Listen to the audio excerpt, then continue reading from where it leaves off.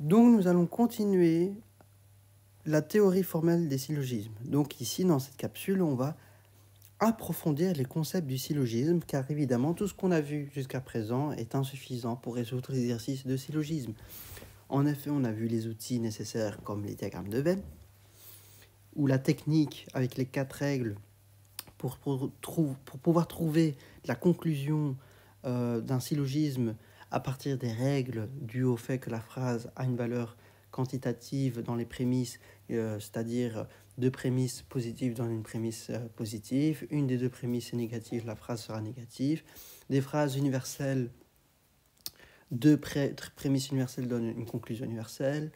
Bon, voilà, ces petits trucs par-ci, par-là. La règle de dominance QCAT, au fait que le mot certain domine sur le mot aucun et tout, etc., etc., tout ce qu'on a décrit jusqu'à présent. Eh bien, tout ça, malgré tout ça, on ne sait pas résoudre tous les types de syllogismes. Parce que dans le syllogisme, il existe des exceptions, des règles précises pour avoir une validité dans une conclusion qui bien sûr, vont être approfondies durant cette capsule vidéo, et bien sûr, les différents types de syllogismes qui existent en fonction de la structure et de la forme des prémices, qui va faire qu'on aura des variabilités qui sont inattendues, au fait que même avec un diagramme de Venn ou avec les règles qu'on a appris ici, avec la méthode pour trouver la conclusion d'un syllogisme, avec les règles fondamentales du syllogisme qui sont dues aux 4 règles qui régissaient dans la capsule précédente, eh bien, malgré tout ça, on n'a pas encore les outils. Et justement, dans cette capsule vidéo, on va voir ces outils, ces nouveaux outils, et améliorer et performer notre capacité à résoudre n'importe quel type de syllogisme. Évidemment, ici, le but de la vidéo n'est pas de vous rendre des experts philosophes du syllogisme. Non, ce n'est pas le but. Ici, c'est un examen de raisonnement. Donc ici, je vais juste vous donner l'essentiel de ce qui vous permettra de résoudre n'importe quel type de syllogisme et de vous donner un algorithme particulier sur la méthodologie à acquérir pour pouvoir reconnaître le type de syllogisme et savoir comment le résoudre, parce que malheureusement dans le syllogisme il y a beaucoup de cas particuliers, mais ici on va apprendre des astuces pour pouvoir les reconnaître, ces fameux cas particuliers, et ne jamais vous tromper dans la résolution d'un exercice de syllogisme. Mais avant toute chose, je tiens à rappeler des concepts fondamentaux. Donc le jugement et les propositions. Alors quand vous allez analyser les phrases qui constituent les prémices de votre syllogisme, eh bien vous allez identifier la nature et la fonction des éléments qui constituent vos prémices. Alors tout d'abord, on analyse une phrase en regardant son aspect qualitatif et son aspect quantitatif. C'est-à-dire que quand vous allez analyser l'aspect qualitatif, vous vous dites, est-ce que cette prémisse a une valeur universelle ou une valeur d'exception ? D'une part, si on regarde l'aspect quantitatif d'une phrase, on regarde est-ce que cette phrase est affirmative ou négative. Je pense que jusqu'à là, on est bien clair là-dessus. Pour comprendre tout ça, on va donc identifier selon la manière qualitative de la phrase et la manière quantitative de cette phrase, le type de phrase qui va être associé. Et donc, on a 4 types de phrases. On a le type A, type E, type I, type O, qui va dépendre de l'aspect qualitatif et quantitatif de votre phrase qui se trouve dans vos prémices. Alors, on a 2 termes qui vont constituer les structures, la base de vos phrases qu'on retrouve dans vos prémices. On a le S et le P, et donc ce sont les termes des énoncés. On appelle ça les termes. Et alors, le premier terme d'un énoncé est appelé le sujet. Voilà, donc le sujet ou le terme du sujet, où il y a plein de nominations pour cet élément-là, qui est appelé le S. Et donc le S, c'est le premier élément qu'on va trouver au début de phrase, et on va appeler donc le sujet. Et les éléments qui vont suivre à la fin de ces phrases sont appelés les prédicats, qu'on dénomme par la lettre P, et donc c'est comme ça qu'on identifie les S et les P. Donc, qu'est-ce qui est le sujet, qu'est-ce qui est le prédicat.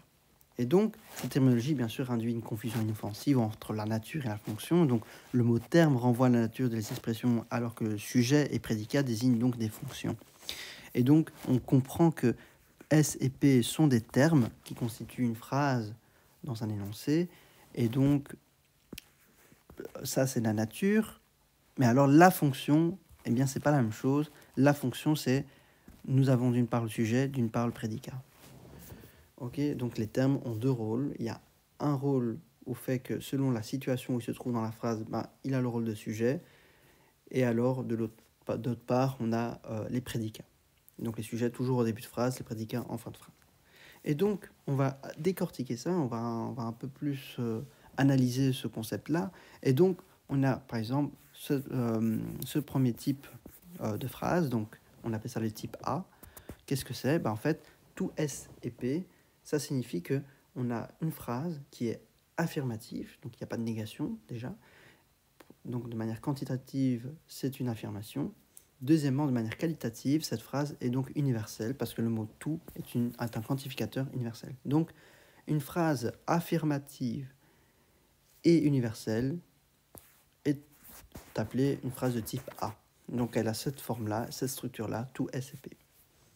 Ensuite, on passe à une phrase qui est universelle et négative. C'est bien le mot aucun S n'est P. Alors, j'insiste, et j'y insiste encore. Quand vous avez le mot aucun, il y a toujours une négation accompagnée avec. Si vous voulez, le mémotechnique, la dernière lettre du mot aucun est un N qui a besoin de sa sœur jumelle, la lettre N de la négation à côté. Vous n'allez jamais avoir une phrase, ça n'a pas de sens, de dire aucun S et P. Ce n'est pas français, ce n'est pas correct. On dit jamais aucun S et P, on dit aucun S n'est P pour bien affirmer que le mot aucun a une valeur de négation.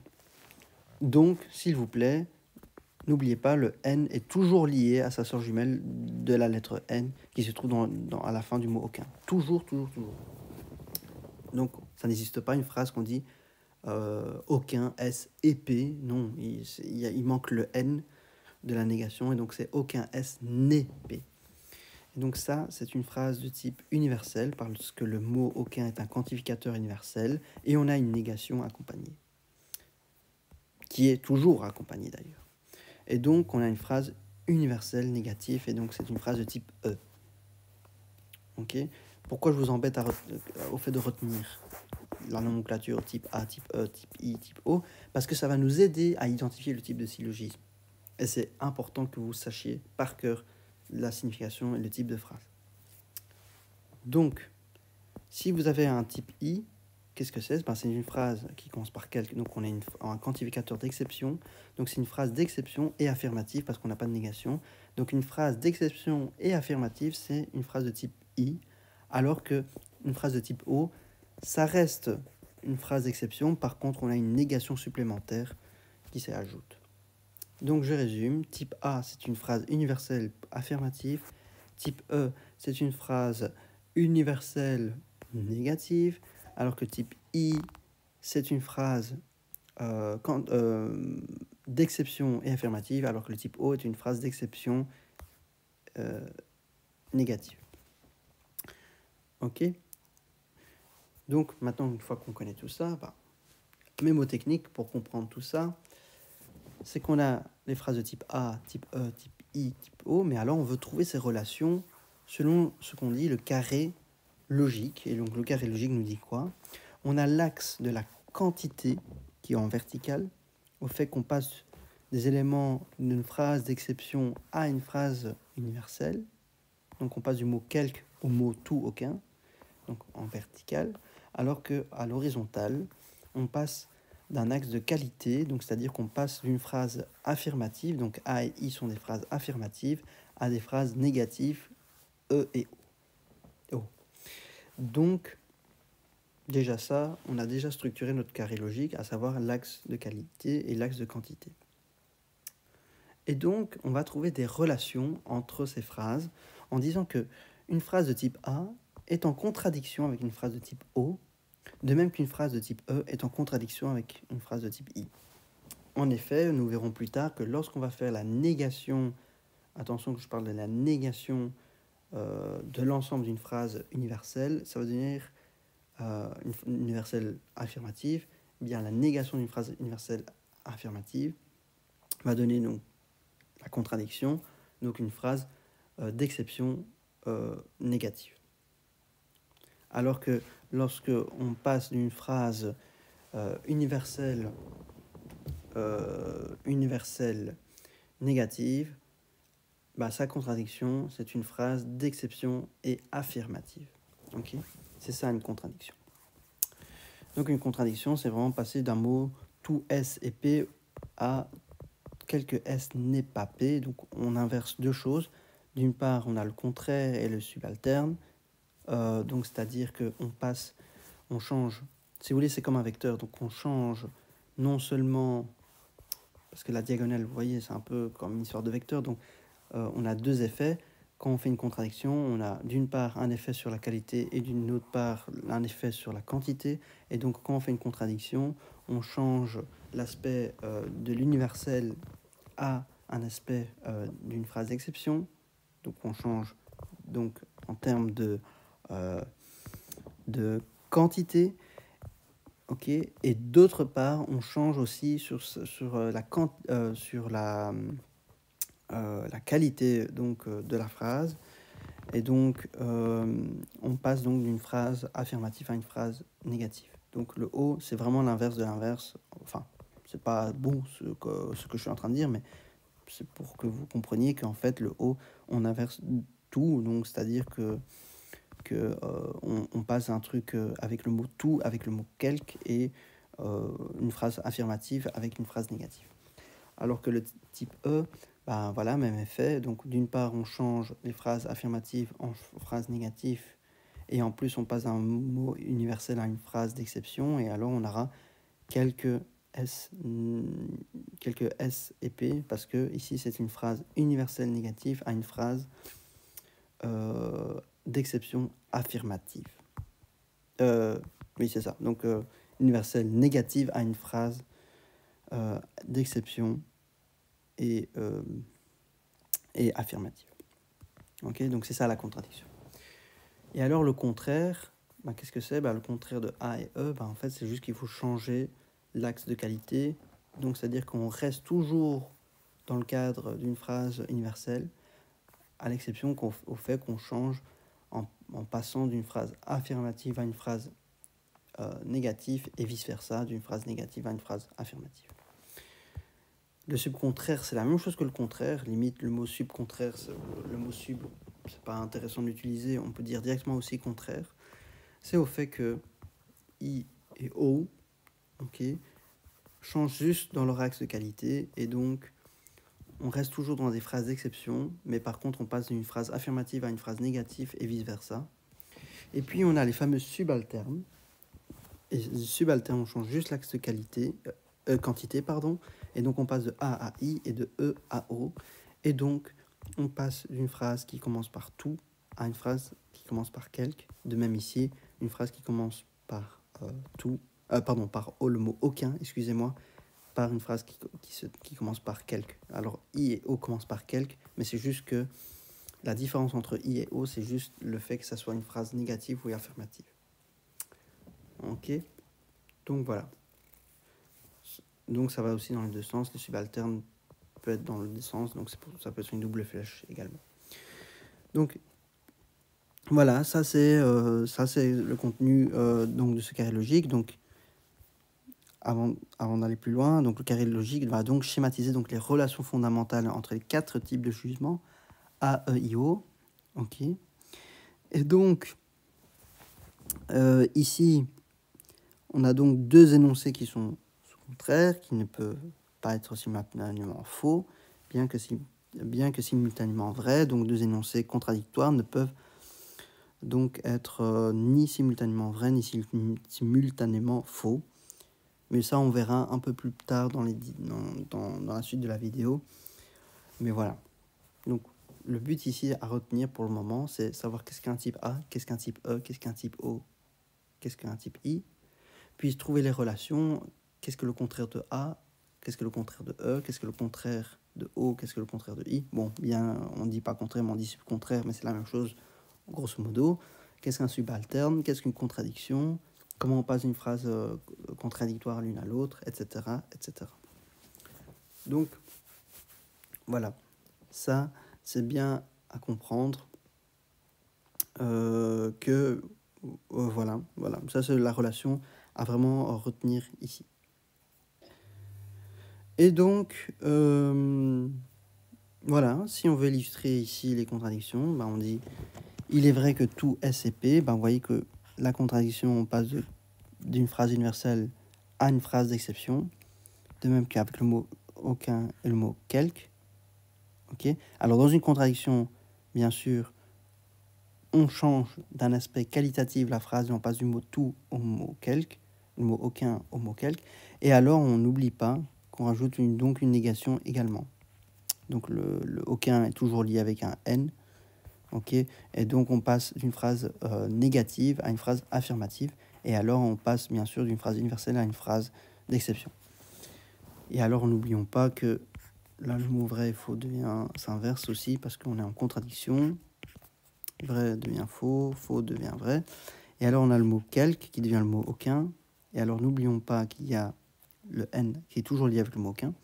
Et alors, le mot quelque et le mot tout, okay, on passe d'une phrase d'exception à une phrase universelle. Et alors, on transforme la négation en une phrase affirmative.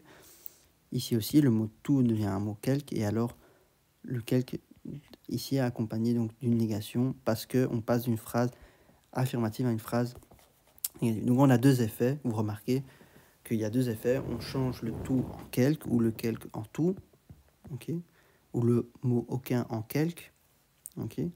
Et en plus de ça, on change le sens de la phrase si le fait que, en termes, donc ça c'est en termes quantitatifs de ce qu'on vient de dire, et alors en termes qualitatifs, on change des phrases affirmatives en une phrase négative ou vice-versa. Encore ici, donc aucun et quelque, et alors négation et affirmative. Quelque, aucun, donc, toujours le mot aucun, toujours négatif, donc voilà. On passe d'une phrase d'affirmation à une phrase négative. Et alors on a le mot quelque et tout. Et alors il y a la négation. Donc elle devient affirmative dans la contradiction. Donc il y a deux effets. On change les quantificateurs universels ou d'exception. Et d'autre part, en même temps, on change le sens de la phrase en termes qualitatifs d'une phrase affirmative à une phrase négative et vice-versa.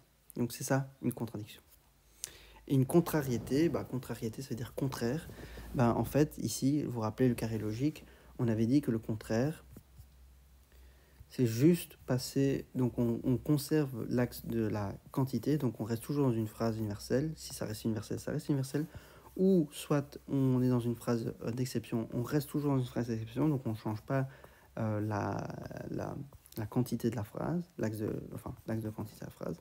Mais par contre, on change la qualité et donc on passe d'une phrase positive à une phrase négative ou une phrase négative à une phrase positive. Donc ici, on conserve, donc on est toujours dans des phrases universelles. Donc ça, c'est universel.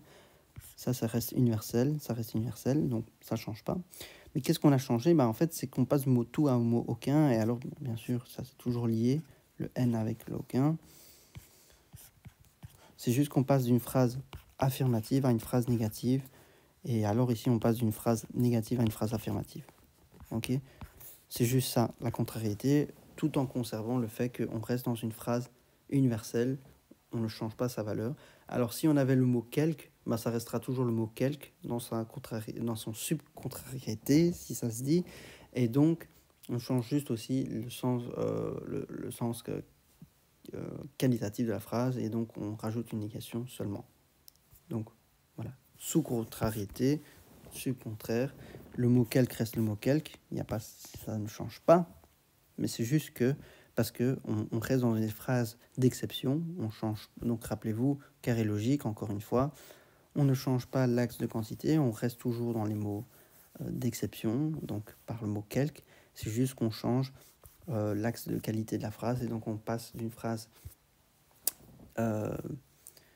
positive à une phrase négative, ok, n'est pas, et alors de même d'une phrase négative à une phrase positive, donc d'une affirmation à une négation à une affirmation. Et la subalternation, ben, c'est quand on change uniquement l'axe de quantité, et donc on reste dans des phrases affirmatives si c'est affirmative, on reste dans des phrases négatives si c'est négative, on ne change pas en fait l'axe de qualité de la phrase, donc affirmative reste affirmative, négative reste négative, donc on ne change pas, ok.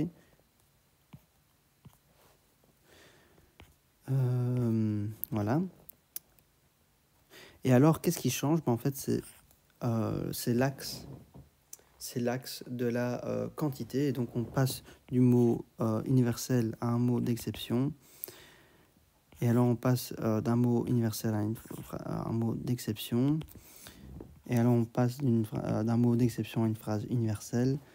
Et ici, un mot d'exception à voilà, phrase universelle. Juste, on ne change pas le signe. Là, on change juste les quantificateurs. Donc, la subalternation, encore ici, la subalternation, on change juste l'axe de quantité, donc on conserve l'axe de qualité, donc on ne change pas dans la qualité. Si on reste des phrases affirmatives, on reste des phrases affirmatives. Si on reste des phrases négatives, on reste des phrases négatives, juste qu'on passe du mot tout au mot quelque et du mot tout au mot quelque. Bon, ça va dans les deux sens.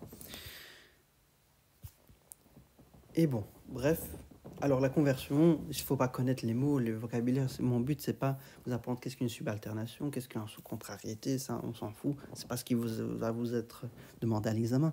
Mais c'est surtout pour savoir ce que vous faites, pour décrire vos étapes de raisonnement quand vous allez changer le sens des phrases en fonction du fait qu'on va faire une contradiction, une contrariété d'une phrase. Quel est le contraire de cette phrase? Quelle est la bonne proposition à cocher pour dire que c'est le contraire de cette phrase? Quelle phrase parmi les propositions suivantes et la contradiction de l'énoncé donné, et donc c'est à vous de cocher la bonne proposition à l'examen. C'est ça qu'on vous demande, et pas une définition, qu'est-ce qu'un sous-contraire, etc., une subalternation. C'est pas vraiment ça qu'on vous demandera à l'examen. Et après, il y a la conversion. Donc, les conversions ne sont pas mentionnées dans le carré logique, parce qu'en fait, c'est passer de la vérité d'un énoncé à une autre vérité par une simple permutation des termes, ou éventuellement une altération de la quantité. Donc, c'est-à-dire qu'on passe d'une phrase universelle à une phrase d'exception, ou vice-versa. Et alors, on a les conversions dites parfaites. Et les conversions dites parfaites, c'est juste qu'on a switché en croisé la position des termes. C'est juste ça, une conversion parfaite. Donc, on a carrément la même phrase. Ok, on n'a rien changé, c'est juste qu'on a switché les termes. Et donc, ça, c'est une conversion parfaite. Bien sûr, elles sont applicables que dans les énoncés de type E et I. On appelle ça un simplificitaire Féchy. Et donc, bon, c'est du latin, on s'en fout. C'est pas ça qui est le plus important. Et donc, voilà, le but ici, une conversion parfaite, c'est juste switcher. Mais ça va pas vous être demandé à l'examen, c'est juste de mémoire pour être complet dans mes explications. Et puis les conversions imparfaites, bah, c'est-à-dire qu'on garde les termes dans leur position. C'est juste que on change de manière quantitative la phrase et on passe d'un mot quelque, un mot tout, et un mot quelque, un mot aucun. Et alors, bien sûr, ici, c'était une affirmation, ça reste une affirmation, ça reste une négation, ça reste une négation. Donc, qu'est-ce que ça pourrait être, la conversion imparfaite? Si on ne change pas grand-chose, on change juste l'aspect de la quantité, eh bien, c'est une subalternation. Voilà. Donc, c'est une simple subalternation parce qu'on ne change pas l'aspect qualitatif de la phrase. Donc, une phrase affirmative reste affirmative, une phrase négative reste négative, juste qu'on a changé l'aspect quantitatif de la phrase. Donc, c'est une subalternation. La conversion imparfaite est une subalternation, alors que la conversion parfaite ne fait pas partie. Donc ça, c'est ce qu'on est en train de dire, c'est la conversion imparfaite. La conversion imparfaite, c'est la subalternation, donc elle fait partie du carré logique. Alors que la conversion parfaite ne fait pas partie du carré logique parce qu'on a juste switché les termes. Donc c'est juste ça. Et alors c'est souvent des phrases de type A et E. Ok. Enfin, peu importe. C'est pas important. Mais c'est juste savoir comment on joue avec les mots, on switch les sens des phrases. C'est juste ça que je veux que vous reteniez. On s'en fout complètement de savoir qu'est-ce que une subalternation, qu'est-ce qu'une conversion parfaite, imparfaite. C'est pas ça qu'on vous demandera à l'examen. Je le réinsiste encore pour pas que vous étudiez inutilement. C'est juste vous illustrer qu'on peut changer le sens des phrases selon l'ordre, selon la négation, selon le changement de la quantité ou de la qualité de la phrase. Et puis, pour terminer, on a l'obversion. On s'en fout de la définition. Ce que je voudrais retenir dans cette diapositive, c'est qu'il faut retenir absolument ça. C'est juste ça. En fait, c'est des outils pour reformuler les phrases qui sont données dans un énoncé pour les remettre correctement en ordre. Et alors, je vous illustre ici, donc tout S et P, quelle est la phrase équivalente de ça? Eh bien, aucun S est non P. Donc, on rajoute d'une part la négation de non P et la négation du mot aucun. N'oubliez pas que le N à côté ici, à côté du mot aucun, ce sont des sœurs jumelles qui peuvent jamais se séparer. Donc, le aucun n'est, c'est toujours ensemble. Donc, ça, c'est une première négation. Et alors, on a une deuxième négation qui est du fait du non P. Et donc, moins et moins donne plus. Et donc, la phrase est affirmative. Et donc, c'est ça l'équivalent. Ça, c'est une astuce très importante. Aucun S n'est P. Donc, on a le N, les deux sœurs jumelles de N toujours ensemble. Donc, on a une phrase négative. Donc, quelle est l'équivalence? C'est une phrase qui est positive avec une phrase négative. Et donc, moins et plus donne moins. OK. Alors, on a le mot quelque qui reste le mot quelque, reste le mot quelque. Donc, retenez déjà, une phrase globale reste une phrase globale. Une phrase d'exception reste une phrase d'exception. Ok, on ne change. Une phrase d'exception n'est pas équivalent à une phrase globale. Une phrase globale n'est pas équivalent à une phrase d'exception. Non, on conserve la nature. Quand on veut faire l'équivalence d'une phrase, on conserve toujours la nature quantitative de la phrase. Ok, on peut juste moduler la forme qualitative des phrases pour trouver l'équivalent. Donc on ne change pas dans la quantité, on change uniquement dans la qualité. Donc un mot quelque, son équivalent sera toujours un mot quelque. Un mot qui commence par aucun, son équivalent c'est soit le mot aucun, soit le mot tout, selon le sens de la phrase, etc. Et alors, ici le mot quelque S et P, ça c'est une phrase affirmative. Donc comment trouver son équivalent? On a le ne pas qui est déjà une négation, et alors on a le non P qui est une deuxième négation, et donc moins et moins donne plus, donc la phrase devient positive, c'est son équivalent. Alors on a le quelque n'est pas P, donc on a une négation. Donc qu'est-ce qui peut faire une négation? C'est plus et moins, et donc on a quelque S qui est positive et le non P qui est négatif, et donc moins et plus donne moins, et donc c'est que ça l'équivalent de cette phrase. Il faut retenir par cœur. Après, je vous ai expliqué d'une manière logique pourquoi on arrive dans ces équivalences-là.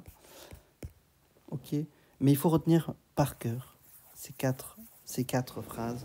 Qui est équivalent à quoi et quoi équivalent à qui?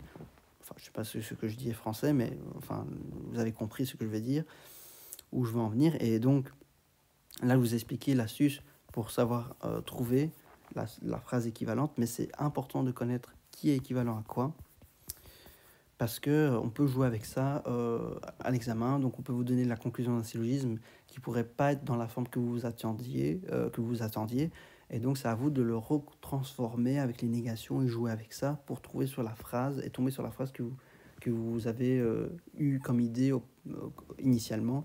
Donc parce qu'on joue un peu sur des phrases équivalentes juste pour vous perturber, mais en fait c'est à vous de le remettre en ordre pour retomber sur la phrase que vous espériez avoir comme réponse quand vous allez résoudre un exercice de syllogisme.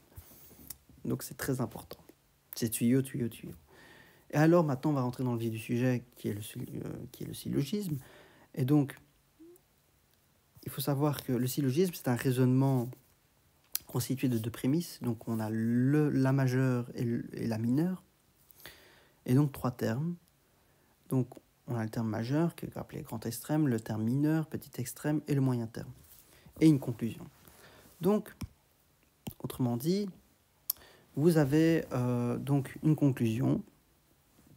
Donc, comment je pourrais le faire? Donc, vous avez une phrase qui contient le sujet avec son moyen terme. Donc, pour un prédicat, donc on a deux prédicats. Et donc, on a une phrase, une prémisse, okay, qui contient un moyen terme et un prédicat. Et alors, une deuxième prémisse qui contient le sujet et un moyen terme. Le moyen terme, c'est le terme qui se répète entre deux prémisses. Donc, dans deux phrases, on a le mot qui se répète identiquement, de manière identique, excusez-moi, sur les deux prémisses. Et donc, c'est ça qui nous permet de reconnaître le moyen terme. Et donc, la conclusion d'un syllogisme, c'est de forme S implique P. Et alors, ce terme S est donc considéré comme le mineur. Et alors, le P est considéré comme la majeure dans la conclusion, le prédicat. Donc ça, c'est la prémisse majeure. Ça, c'est la prémisse mineure. Et donc, le M représente le moyen terme. Et alors, pourquoi on appelle ça la prémisse majeure? Parce que on l'appelle la prémisse majeure parce qu'elle contient le terme majeur. Donc, majeur, c'est toujours ce qui vient en prédicat dans la conclusion. Et alors, on a le mineur. Pourquoi on appelle P2 la prémisse mineure? Parce qu'il contient le sujet de la conclusion. Et donc, on appelle ça le mineur. Voilà. Ça vient de là. Et le moyen terme, c'est le mot qui se répète entre les deux prémisses. Donc, le moyen terme n'apparaît donc pas dans la conclusion. Comme on a vu, on voit qu'on a... Comme dans la conclusion, S implique P, donc on ne voit pas la lettre M. Donc les éléments qui se répètent entre deux prémisses sont directement éliminés, ne font pas partie de la conclusion. Et donc le premier terme de la conclusion est le mineur, comme je viens de le dire dans mon exemple. S implique P dans la conclusion. Et donc ça c'est le mineur, ça c'est le majeur. Okay. Et donc la prémisse qui contient le majeur, on appelle la prémisse majeure. La prémisse qui contient le mineur, donc c'est-à-dire le sujet de la conclusion, est donc la prémisse mineure. Ensuite, le majeur s'écrit avant la mineure. Enfin, c'est pas important, c'est du détail. Donc, quand je vais dire majeur s'écrit avant la mineure, dans la conclusion, c'est pas le majeur, c'est pas donc S implique P. Qu'on va dire avant, c'est une notion de structure, ce n'est pas correct. On dit qu'en fait, le mot avant, c'est de droite vers la gauche, en fait. Mais bon, c'est vraiment ce truc que j'aime pas trop, parce que ça peut vous perturber. Donc, ça, je rappelle encore, donc ça, c'est la mineure, ça, c'est le majeur, dans la conclusion. Ok. Et alors, oui, bon, ça, c'est en parenthèse, c'est pour chipoter, je m'en fous, c'est pas important pour l'examen. Ici, le but, c'est d'être à l'essentiel. Et alors, les figures, on a différents types de figures. Quand vous allez faire vos prémisses, donc prémisse numéro 1, prémisse numéro 2, et alors, on a ces signes-là. Donc là, on a une prémisse mineure. Là, on a une prémisse mineure ici. Donc ici. Et alors, on a une prémisse majeure au-dessus. Et alors, il y a des styles de figures. Si vous avez le moyen terme qui est croisé entre deux phrases, on verra des exemples évidemment par la suite, ou quand vous avez les moyens termes du même côté pour les deux prémisses, qui sont donc en position de fonction de prédicat pour les deux prémisses, ou dans la première ou quatrième figure, vous avez un cas où dans la première prémisse, le moyen terme a pour rôle de sujet, et pour la deuxième prémisse, il a pour rôle de prédicat dans la deuxième prémisse, alors que dans la quatrième figure, c'est un peu symétrique, eh bien, le moyen terme a un rôle de prédicat dans la première prémisse, alors qu'ici, dans la deuxième prémisse, elle a un rôle de sujet pour la deuxième prémisse.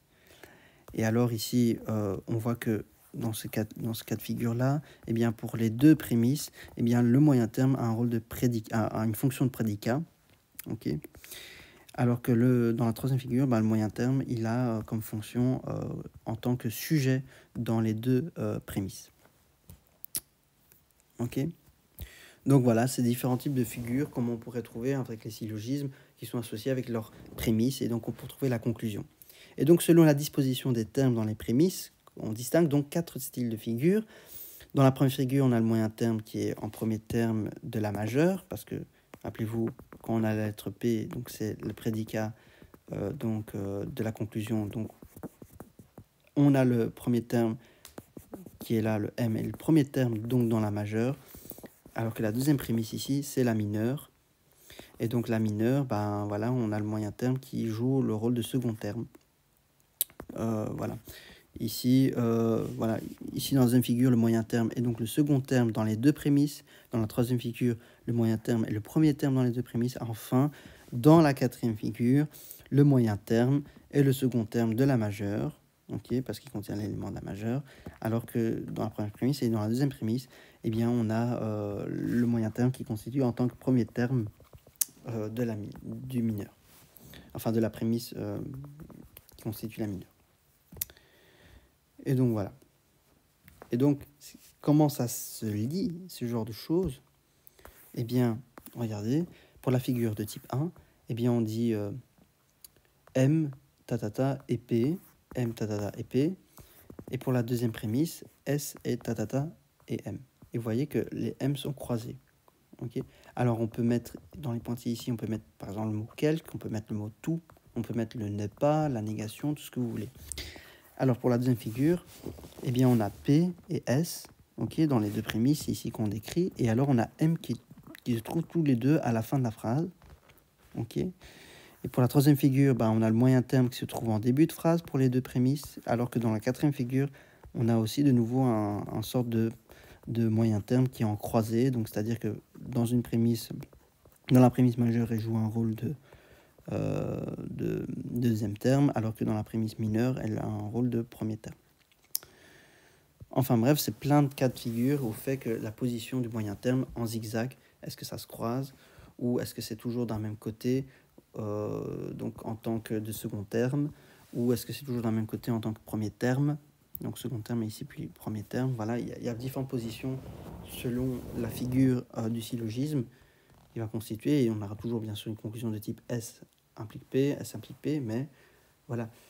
Ce qui va jouer ici dans ce mode de figure de ces syllogismes, c'est que ça va changer, bien sûr, la conclusion sur le début, sur le type de quantificateur qu'on va mettre, parce que parfois, il y a des cas d'exception où on s'attendrait peut-être par un mot qui commencerait par le mot, par exemple, quand vous avez un tout dans les deux prémices, eh bien, donc tous les deux prémices commencent par... Enfin, les deux prémices commencent par le mot tout. Et donc, on s'attend forcément, avec les règles qu'on a apprises dans le capsule précédent, que la conclusion se termine par tout. Enfin, pardon, que la conclusion se commence par le mot tout. Mais en fait, ce n'est pas forcément le cas, parce qu'on peut avoir le mot certain qui apparaît de nulle part, alors que les deux prémices composaient le mot tout en début de phrase. Et donc, la forme du syllogisme va nous guider dans notre algorithme, dans notre aide, à savoir distinguer les cas d'exception ou le type de conclusion qu'on aurait à la fin, selon les cas d'exception, et on va reconnaître donc selon les figures de la structure des prémices, on va déduire donc le type de conclusion et les particularités. Et donc là, je vous mets un cas concret. Donc, on voit tout chat a des poils, or Félix est un chat, donc Félix a des poils. Et donc, vous voyez qu'on a le moyen terme qui est le mot chat, parce qu'il se répète 2 fois. Et alors, ici, dans ce cas de figure, on a le chat qui se situe, donc, si on suppose que le prédicat ici, donc on voit que Félix, c'est lui qui est le mineur, a des poils, c'est le majeur, donc la deuxième prémisse est donc le mineur, la prémisse mineure, alors que la première prémisse est la prémisse majeure. Donc, le moyen terme, c'est le mot chat. et le mot poil est donc le terme majeur, et le mot enfin, Félix, le nom, est le terme mineur. Et donc on voit que c'est de ce type-là, donc S implique M, et M donc va impliquer P, et alors du coup c'est un type de syllogisme de type Z, c'est-à-dire quoi? Ça veut dire que, pardon, le mode, la figure de ce syllogisme, c'est c'est une première figure, donc S, M, M, P. Donc ça c'est un type, ça c'est de première figure.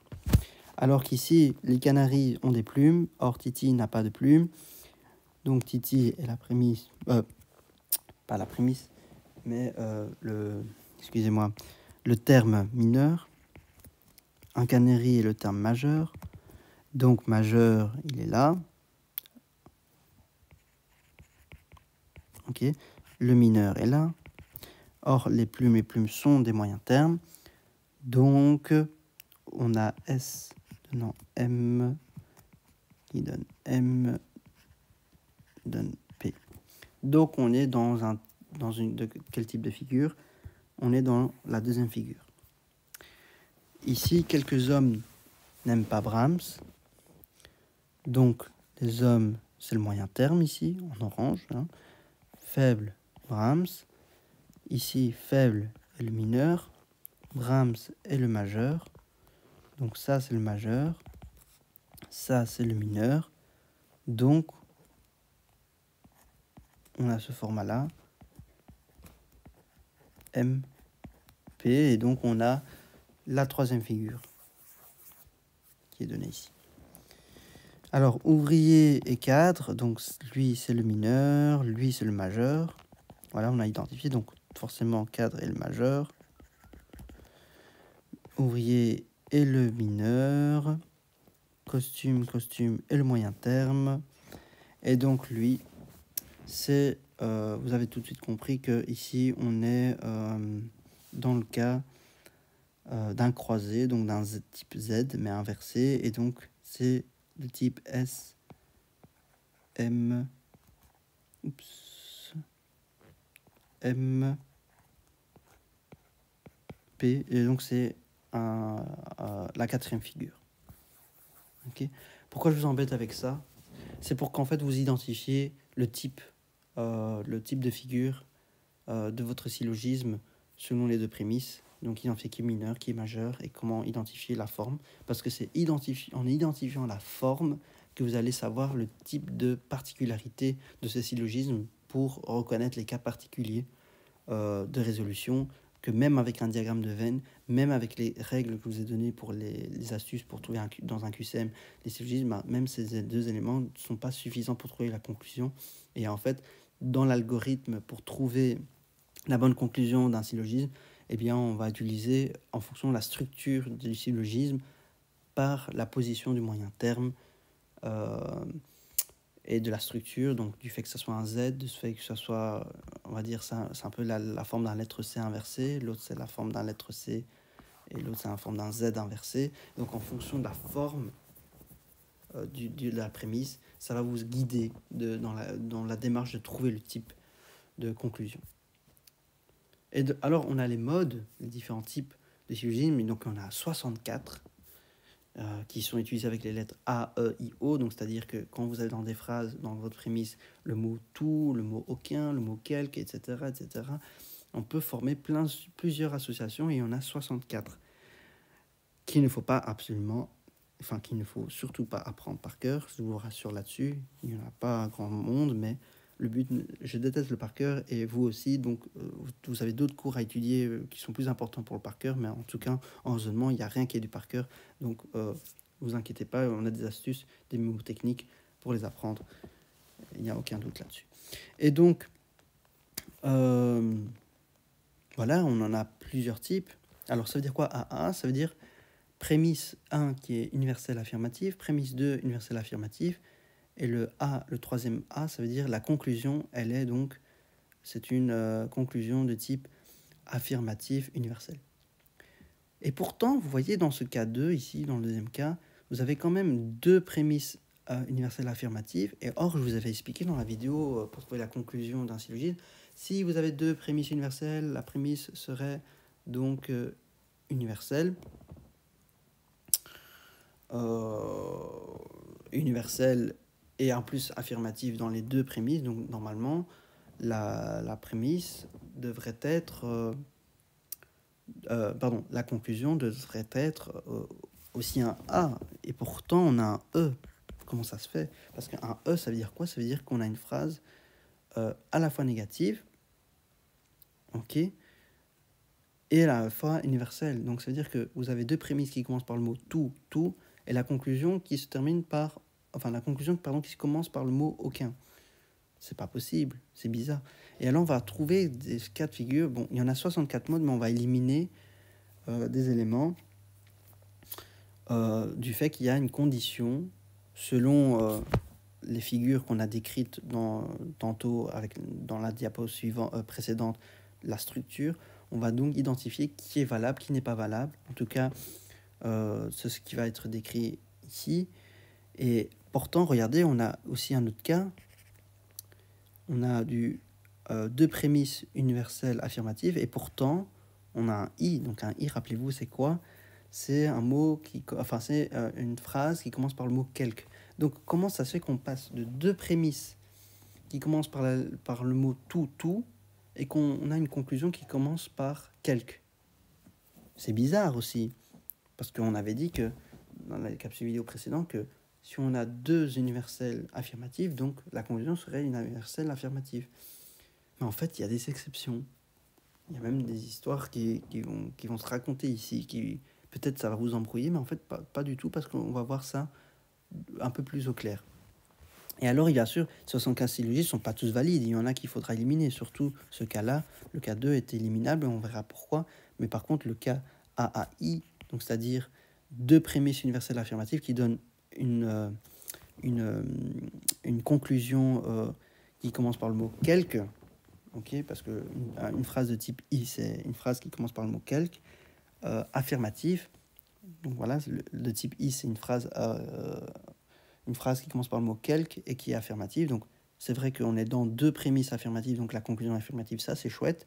Ça correspond à une des règles que j'ai apprises avec les capsules vidéo précédentes. Mais par contre, on a deux prémices universelles qui fait que normalement la conclusion devrait être devrait commencer par un quantificateur universel. Or, ce n'est pas le cas. Le i est un quantificateur.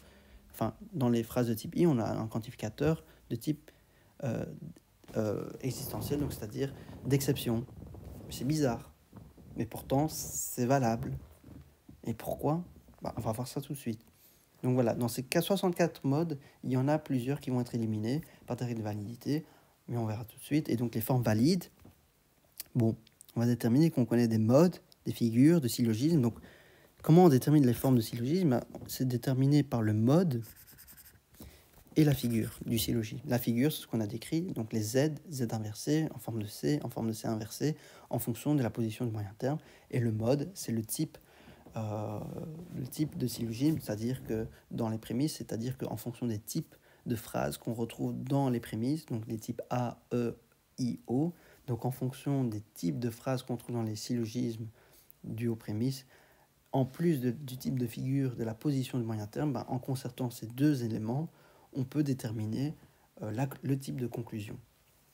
Non seulement le type de conclusion, et au fait que si la conclusion est négative ou positive, etc., pour trouver correctement la conclusion. Mais ça reste quand même des cas compliqués qu'on va simplifier, une astuce globale dans cette capsule. Alors, déjà en regardant ici, on a une phrase de type E, et alors le mot quelque M et S, c'est un type I. Ça va nous donner une phrase de type A comme conclusion. Est-ce que c'est vrai? On verrait que c'est faux, ce n'est pas possible. On comprendra pourquoi après en ayant vu les algorithmes, mais en tout cas ici déjà, vous passez d'une phrase universelle à une phrase d'exception. Donc normalement, la phrase ici devrait être une phrase d'exception. Ok? Donc c'est bizarre qu'on a un tout. on verra que ici, il n'y a pas de piège, ne vous inquiétez pas, cette forme n'est pas valide, parce que les modes IA, bien que on a un type S, M, M, P, voilà, même selon cette figure-là, ça ne va pas influencer, mais on sait que selon des conditions validées que nous verrons bientôt, ce genre de phrase, on ne doit pas trouver le mot tout. Ok. En conclusion, quand on a le mot aucun, le mot quelque dans ses prémices. Donc voilà, juste pour vous illustrer, il n'y a rien à retenir en cette dia, c'est juste pour vous montrer, ok, mais il n'y a pas de particularité. Et alors, comment on fait l'algorithme pour comprendre tout ça? Bah c'est ça, l'algorithme à faire, mais moi, j'ai mon propre algorithme qui est encore plus efficace que ça, parce que ça, apprendre par cœur des petites branches et d'arbres comme ça n'a pas d'intérêt.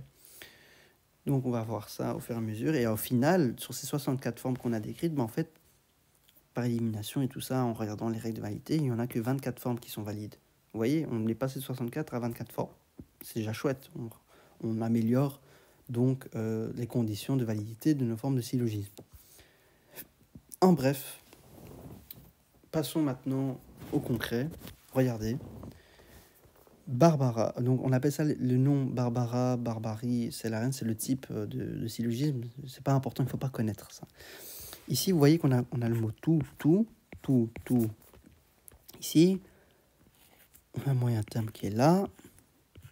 Donc, elles ont tous les deux, ces deux syllogismes ont tous les deux la même figure. Donc, c'est-à-dire qu'on a le moyen terme en croisé. Et tous les deux ont le même type de mode, au fait qu'on a un type A, un type A, un type A, un type A. Et pourtant, ici, on a une conclusion de type A, alors qu'ici, on a une conclusion de type I.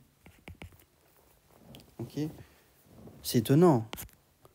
Pourtant, c'est deux de type A et en plus, les M sont croisés, donc il n'y a pas de piège. Pourquoi tout S et P et l'autre côté, c'est quelques S et P? Mais en fait, si vous savez déjà que S est dans P et vous dites que tous les S et P, c'est qu'il existe au moins des S qui sont P.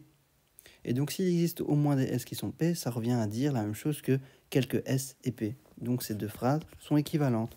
Donc, en fait, c'est à vous de choisir si vous choisissez quelques S et P ou tout S et P. Ok? Donc, c'est la même chose. Donc, tous les deux sont les bonnes réponses, car ils sont équivalents. Ok? Après, à l'examen, qu'il y a eu à l'examen d'entrée, il y avait un piège comme ça.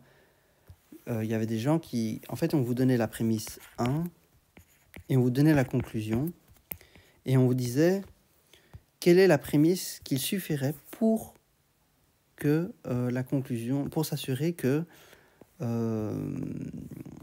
par exemple, c'était, je ne sais plus comment c'était écrit, c'était tout... Enfin, j'ai mis dans quelques dias suivantes, mais c'est tous les chiens savent nager, comment s'assurer que quelques chiens savent nager ou un truc du genre, enfin, qu'est-ce qui vous suffirait pour... Et alors, c'est vrai qu'on aurait tendance à dire, comme prémisse 2, on aurait mis une prémisse qui commencerait par le mot quelque, parce que tout et quelque, ça donne quelque. Ah oui, on rappelle les règles fondamentales du syllogisme que je vous ai données dans la capsule vidéo précédente. Donc, quand on a une phrase universelle et une phrase d'exception, la conclusion est une phrase d'exception. Donc, ce serait intéressant de mettre une phrase d'exception. Alors que non, on devrait mettre une prémisse qui commence par la lettre tout, parce qu'on nous dit qu'est-ce qu'il suffirait pour s'assurer que... Donc, ça c'est pour s'assurer de manière certaine que le syllogisme fonctionne, on peut prendre ce cas-là où on sait qu'un tout et tout peut donner aussi un quelque. Donc voilà, c'est ce qui a été posé à l'examen. Je crois que c'était en 2020. Alors on a le mot aucun et tout. Bon, les M sont croisés. Bon, ici, qu'est-ce qui se passe? Là, il n'y a pas de piège. Donc, rappelez-vous les règles fondamentales du syllogisme avec les 4 règles que je vous avais appris pour la déduction d'une conclusion d'un syllogisme. Q, c'est A, T, donc c'est-à-dire que le mot aucun domine par rapport au mot tout, donc c'est le mot aucun qui est là. Et alors, comme on a une négation due au fait qu'on est lié par le mot aucun et qu'on a une phrase négative, une phrase positive, donc la phrase est donc négative. Donc il n'y a pas de piège ici. Donc, c'est ce qui est le cas. Donc, la conclusion est directement déduite. Et donc, là, vous voyez, en regardant les différents types de cas de figure qu'on peut voir du syllogisme, on a donc le mot tout, et pourtant on a le mot quelque. Et là, vous voyez qu'on a les moyens termes qui sont tous en premier terme pour les deux prémices. On a le mot aucun et tout, et pourtant, regardez, on a le mot aucun et tout. On a normalement le mot aucun qui commence, mais ici, regardez le piège, on a le mot quelque. Et pourtant, ici, on avait le mot aucun. C'est bizarre, ça. C'est très bizarre. Donc, on avait quand même une phrase de type E et une phrase de type A, et on obtient une phrase de type E. Alors qu'ici, on a une phrase de type E et une phrase de type A, et pourtant, on a une phrase de type O. Donc, pourtant, c'est un E-A-E, et ici, c'est un E-A-O. Oh là là, ça devient compliqué tout ça. Et pourtant, regardez la position des moyens termes, ils sont en première position. Donc, qu'est-ce qui change ici? On a un EA. Est-ce que tous les EA vont toujours donner un E? Ben non, parce que regardez, il y a des EA qui donnent des O. Qu'est-ce qui a changé entre les deux? Ben regardez, ce qui a changé, c'est que c'est la position du moyen terme qui fait changer qui fait changer tout. Donc, en fait, la position du moyen terme ici, dans ce cas-là, appelé le type phélapton, eh bien, le moyen terme étant en premier terme des deux prémices, alors qu'ici, dans ce cas-là, elles sont croisées. Donc, c'est-à-dire que quand même, la position du moyen terme influence sur le type de conclusion qu'on aura dans notre syllogisme. Ah, tiens, c'est quand même extraordinaire. Mais en fait, c'est ça, ces petits pièges que vous pouvez avoir à l'examen. Et alors, on a le mot quelque et tout. Donc là, il n'y a pas de piège, ça on connaît. Donc, le mot quelque, donc une phrase universelle et une phrase d'exception donne une phrase d'exception. Ça, c'est connu, on n'a pas besoin d'en parler. Tout et quelque, bah, pas de piège là-dessus. Quelque M n'est pas P, tout M et S, bah, une négation, donc il doit avoir d'office une négation. On a le mot quelque qui domine par rapport au mot tout, parce qu'une phrase d'exception domine sur une phrase d'universelle. Ça, on connaît. Le mot aucun domine sur le mot Q, c'est un T. Donc ici, qu'est-ce qui se passe? Donc là, normalement, on devrait avoir le mot donc aucun qui serait sur cette phrase, enfin qui devrait commencer dans la conclusion. Alors là, pas de bol. Malheureusement, ça, on passe donc ici, regardez, d'une phrase de type E à une phrase de donc avec pardon, on est dans une prémisse de type E et une prémisse de type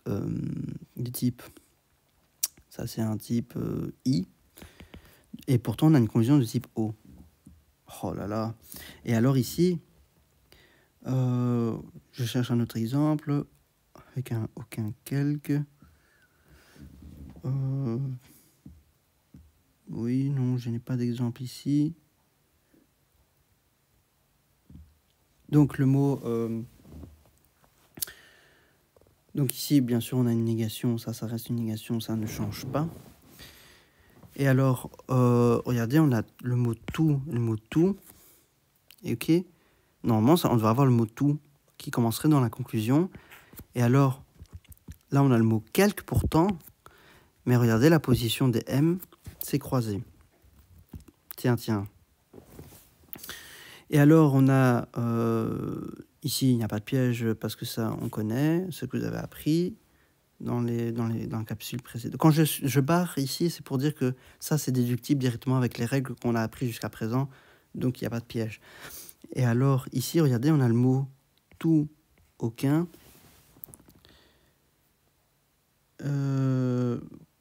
Oui, c'est ça. Alors oui, je sais pas, je suis un peu fatigué. Donc oui, le quelque est justifiable parce que ça, c'est un truc qu'on a vu. Le mot quelque, il est présent parce que le mot quelque, il domine sur le mot aucun. Rappelez-vous, Q, C, A, T.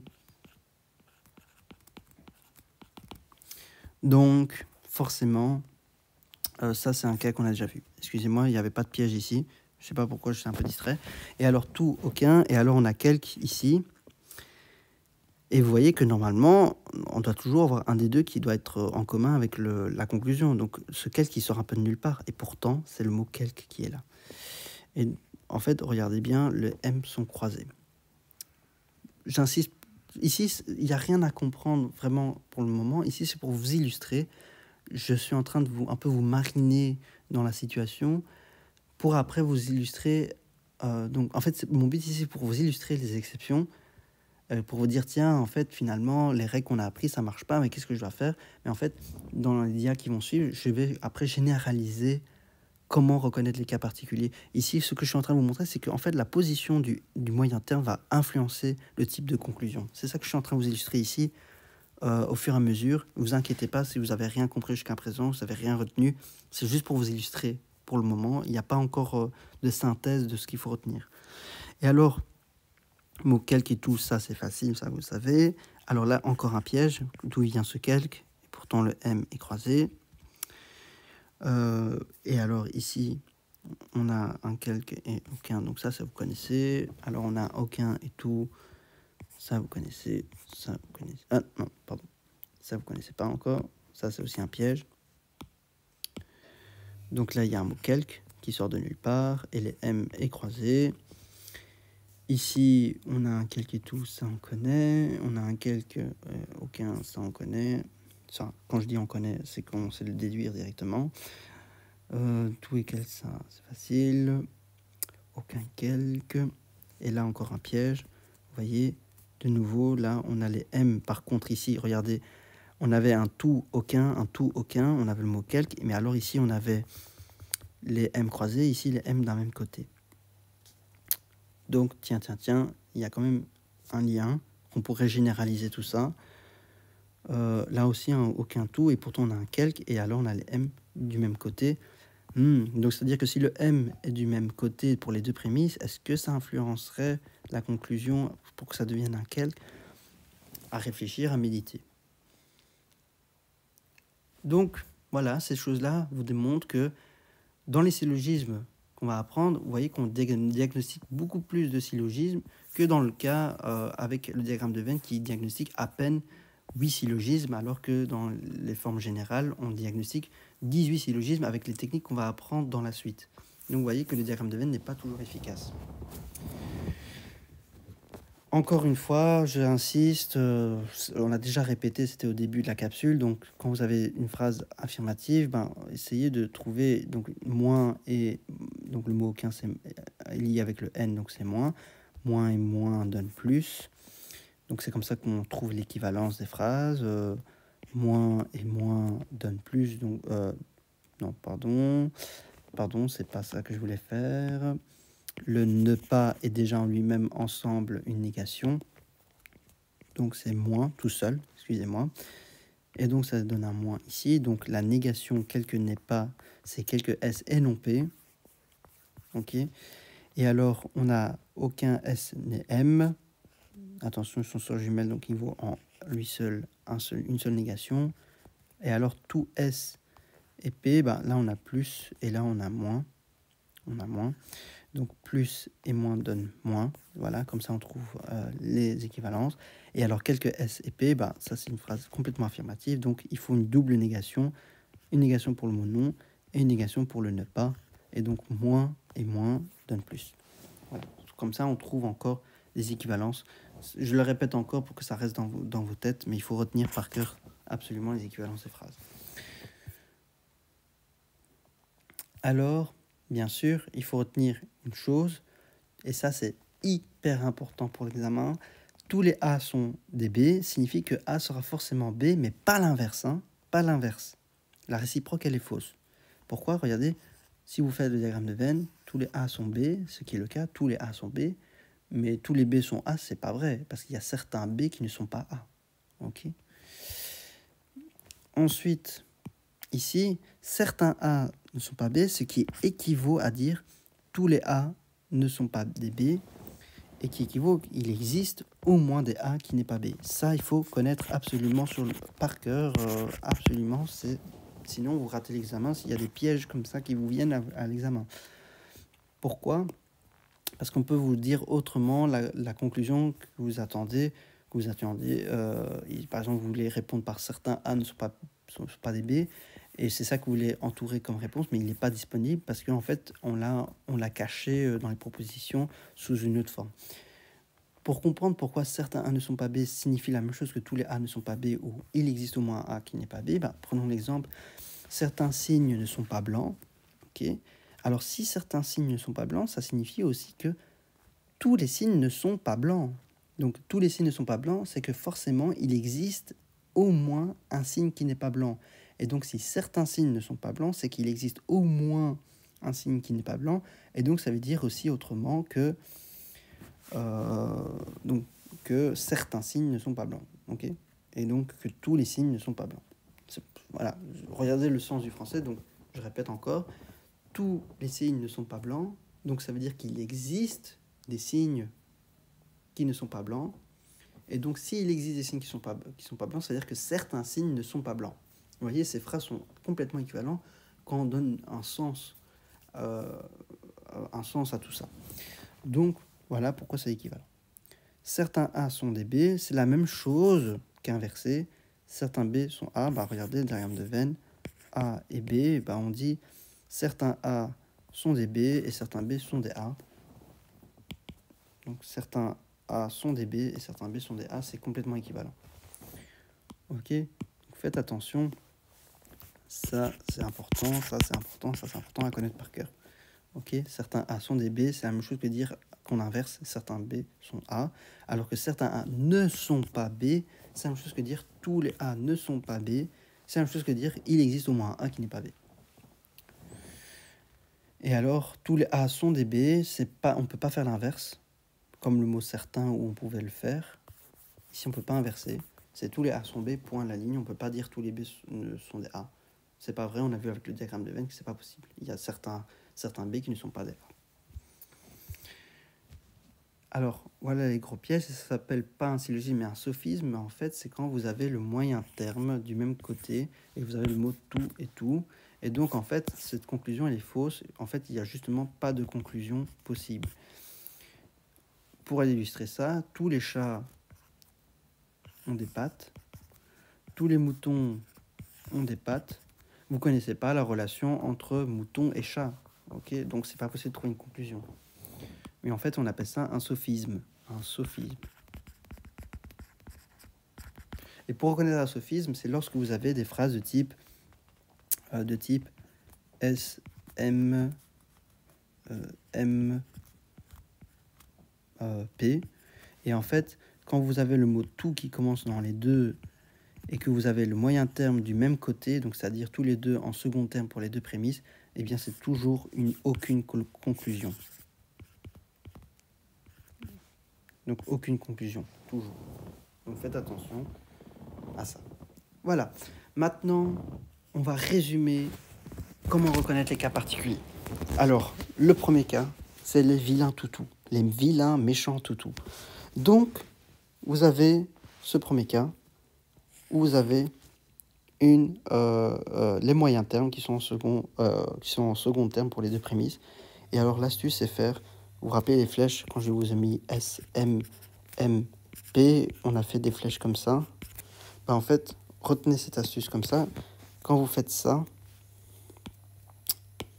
vous faites comme ça. Et alors, ça fait une lettre C inversée. Okay.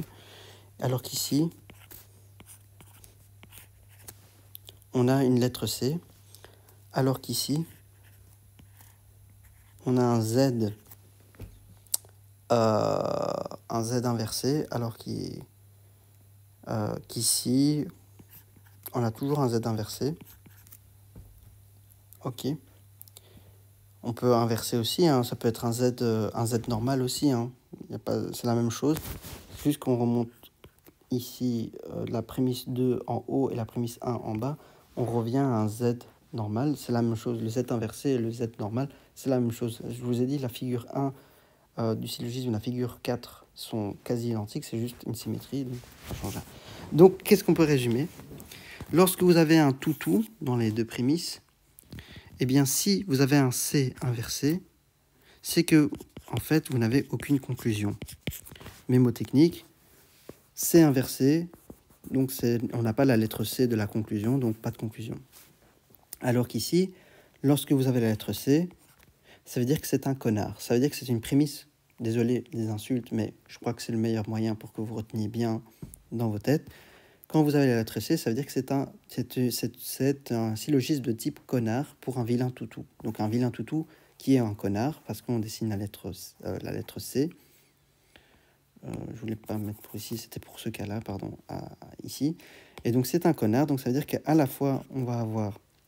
c'est-à-dire qu'on va avoir un truc qui n'a rien à voir avec ce qu'on attendait dans nos prémices. Donc normalement, quand on a un tout et tout, normalement on doit avoir un tout dans la conclusion, mais en fait, c'est dans le cas d'un connard, donc c'est-à-dire un C, le cas d'un C qui est dessiné dans la figure de notre syllogisme, eh bien, la conclusion commence toujours par un mot qui commence par quelque ou le mot certain, donc qui est vraiment rien à voir avec la valeur quantitative des deux prémices précédentes.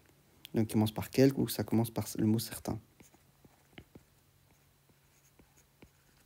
Donc, c'est un connard, ça veut dire qui est hors la loi, qui ne respecte pas ce qu'on lui dit, qui ne respecte pas les règles fondamentales du syllogisme, et donc deux prémices universelles. Normalement, on doit donner une conclusion universelle, mais ici, il donne complètement une conclusion d'exception.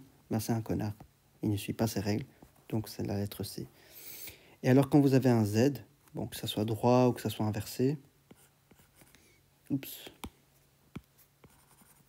bah, ça veut dire que ça part en zigzag, ça veut dire que, voilà, c'est un petit bipolaire, ça veut dire qu'il va en zigzag, il fait n'importe quoi. Et donc, il a deux solutions qui sont équivalentes. Et donc, c'est soit vous avez le mot quelque qui commence dans la conclusion, ou soit le mot tout. Vous pouvez utiliser les deux. Soit l'un, soit l'autre. C'est valable. Ok? Donc, je répète, vous avez les vilains toutous. Les vilains toutous, c'est quand les deux prémices commencent par tout. Et vous avez, en liant, vous avez les deux moyens termes en deuxième... les deux moyens termes en tant que second terme dans les deux prémices. Et donc, si vous faites le retraçage de la forme de figure du syllogisme, ben, c'est la lettre C inversée, donc pas conclusion.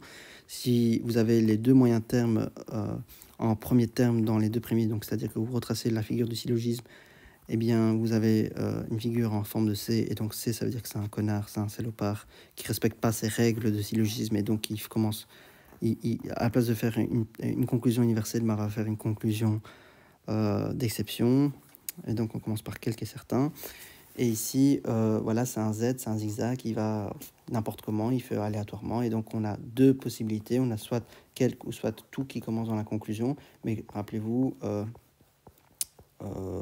c'est quasi équivalent de dire l'un ou l'autre, les deux sont corrects. Attention, je ne dis pas que le mot quelque est équivalent au mot tout, hein. Quand je dis équivalent, ça veut dire que la conclusion est vraie pour les deux cas. Pour les deux cas. C'est ça que je veux dire. Je ne veux pas dire que c'est équivalent, hein. Je ne veux pas dire que le mot quelque, S et P, est équivalent à tout S et P. Ce que je veux dire vraiment... Enfin, si, c'est équivalent, excusez-moi, mais ce que je veux dire par là, c'est que tous les deux sont bons. Donc, c'est-à-dire que si c'était un examen à question ouverte, ben, que vous marquez tout S et P et que quelques S et P, c'est la même chose. C'est équivalent. Et donc, dans les propositions à l'examen, si on vous propose quelques S et P, alors que vous, de préférence, vous cochez souvent le tout S et P, le quelques S et P est correct aussi, hein. Donc, tous les deux sont corrects. Enfin, équivalents en fin de compte, c'est vrai. Parce que tous les deux sont vrais comme conclusion. Et alors, ici, on a les vilains tout aucun. Alors, moi, j'appelle ça... Donc, le toutou, c'est le petit chien, le vilain toutou. Le vilain tout aucun, ben, moi, j'appelle ça le vilain toucan. Voilà, un peu d'imagination. Et donc, vous avez un cas de figure où vous avez les deux moyens termes ici. OK. Et donc, ça vous fait vos fameux C ici. Ça fait un C. Là, ça fait un zigzag. Là, ça fait un zigzag. Là, ça fait un zigzag. Là, ça fait un zigzag. Donc, zigzag. Ça vous donne des choses.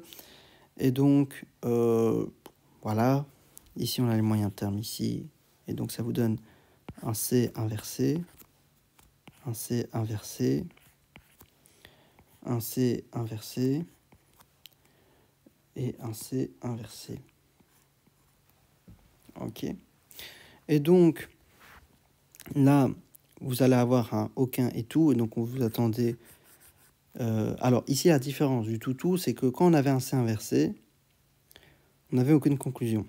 Par contre, pour le tout aucun, bah, le C inversé, c'est en fait un connard qui s'assume pas, parce qu'il fait tout et aucun, donc il se décide pas, et en plus, il ne sait pas se décider, donc c'est-à-dire que c'est un connard refoulé, on va dire, et donc il va pas respecter les règles, et donc il va mettre le mot quelque. Ok. Et en plus de ça, il sait pas se décider, parce qu'ils savent pas se trouver une conclusion, et donc non seulement il met quelque, mais aussi il met le mot aucun. Donc c'est-à-dire que à la fois il va respecter les règles, donc comme ici, comme le zigzag, comme on avait dit pour le toutou, bah, c'est juste que pour le C inversé, il ne sait pas se décider. Pour le tout aucun, vous voyez, il a un truc il est positif, un truc il est négatif, bah, ça veut dire que c'est quelqu'un qui est un peu ambigu. En plus, il n'assume pas son côté ce salopard qu'il est, et donc c'est un C inversé. Et donc, soit il respecte les règles, et alors il met un tout, il met le mot aucun dans la conclusion, soit il ne respecte pas les règles, et il marque le mot quelque dans la conclusion. Donc, voilà, donc c'est équivalent, bien sûr, mais attention, quelque n'est pas. Et donc, on a le choix. On peut choisir soit le mot aucun, soit le mot quelque.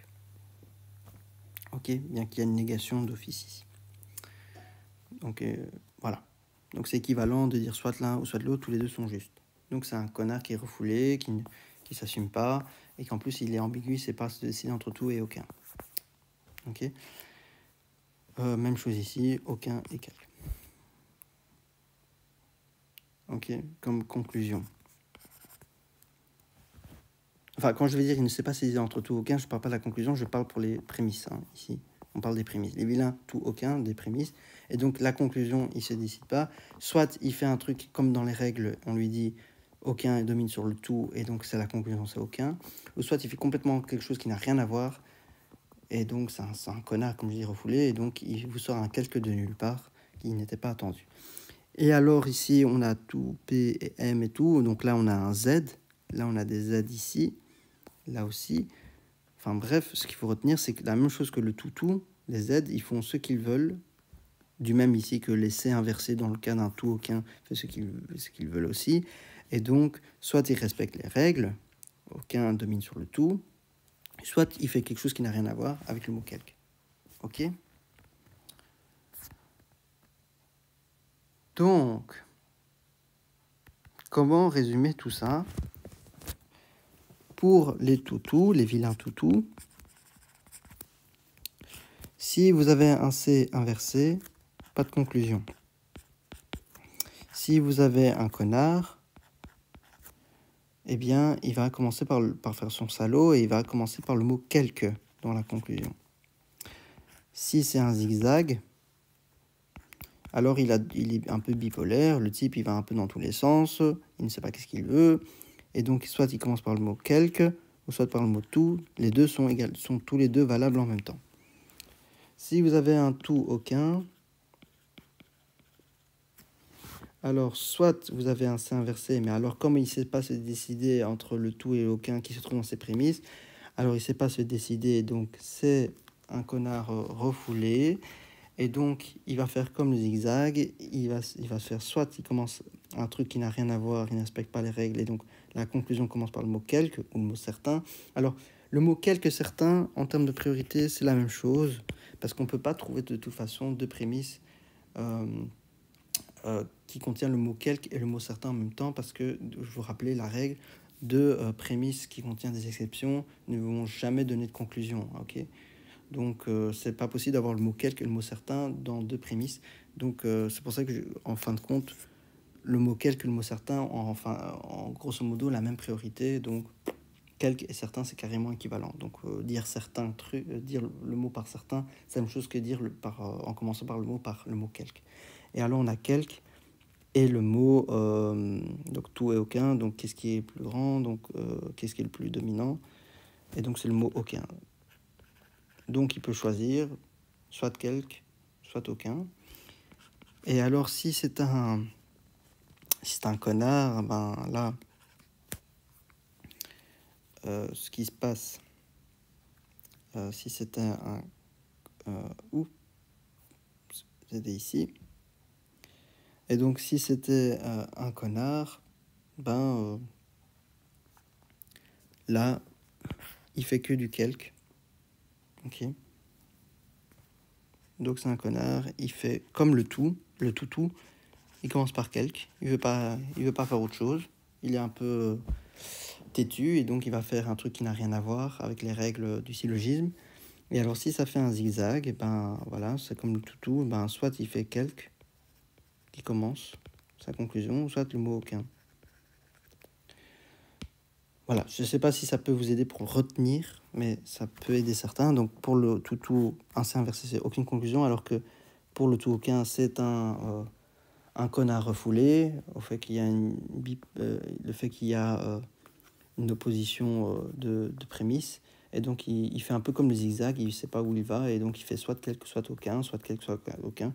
Les deux sont corrects, évidemment, en même temps, mais c'est juste qu'il y a différentes possibilités de dire la conclusion du syllogisme.